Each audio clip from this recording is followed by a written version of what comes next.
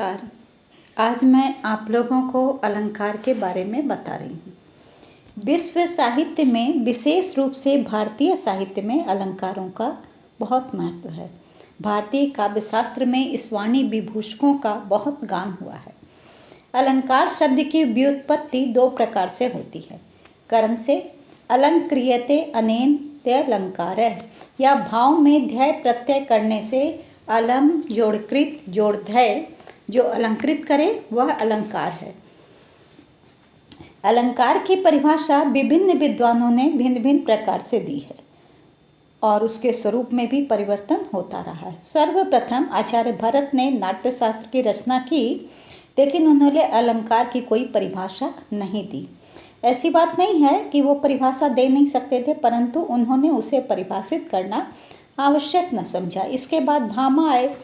इन्होंने अलंकारों को काव्य के लिए अनिवार्य सिद्ध किया और अलंकारों का मूल वक्रोक्ति को माना।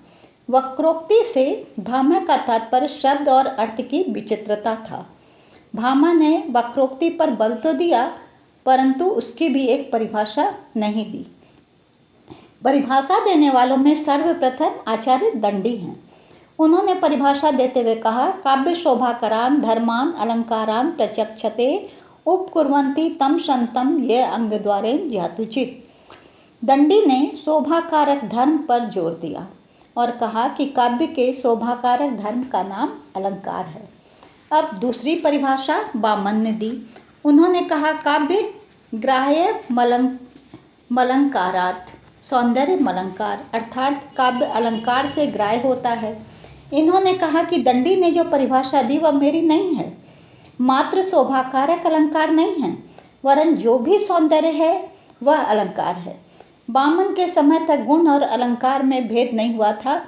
इन्होंने ही दोनों में भेद किया और कहा, काव्य शोभाया कर्तारो धर्मा गुणा तदतिशय हेत्वस्तु अलंकारः, और अर्थात काव्य के शोभाकारक धर्म गुण है और उसकी अतिशयता करने वाले अलंकार हैं। इस प्रकार गुण और अलंकार दो हुए।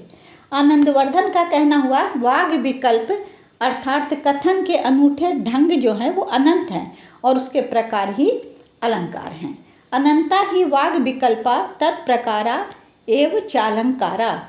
इस परिभाषा में लगता है उन्होंने सारी परिभाषाओं को अपने में समेट लिया है।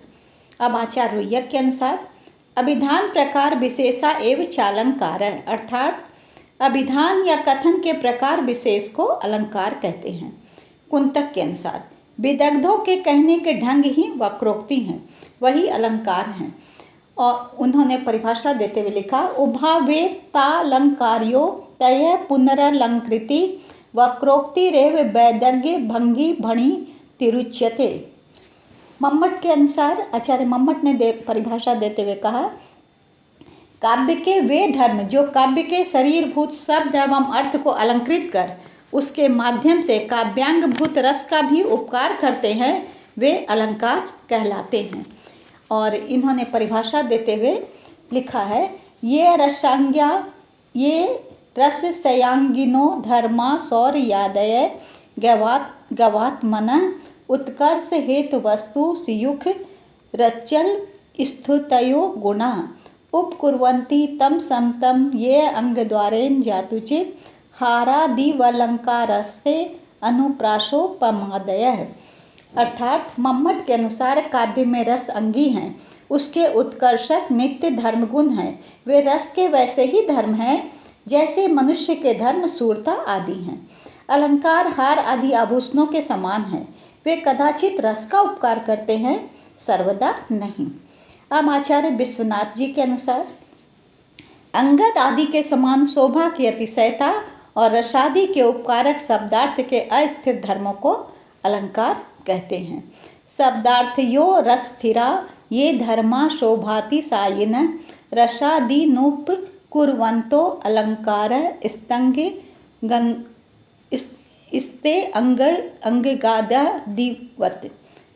स्ते अंगदादावित। इस प्रकार समय समय पर अलंकार की परिभाषा में भेद होता रहा।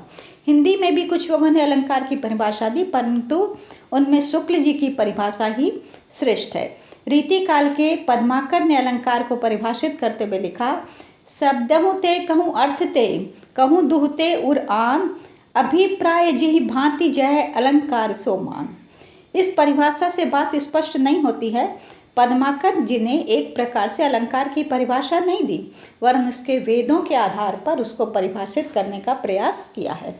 शुक्ल जी ने अलंकार की परिभाषा देते हुए लिखा, वस्तु या व्यापार की भावना चटकीली करने और भाव को अधिक उत्कर्ष पर पहुंचाने के लिए कभी कभी किसी वस्तु का आकार या गुण बहुत बढ़ाकर दिखाया जाता है और कभी उसके रंग रूप और गुण की भावना को उस प्रकार के रंग रूप मिलाकर तीव्र करने के लिए समान रूप और धर्म वाली वस्तुओं को सामने करना पड़ता है।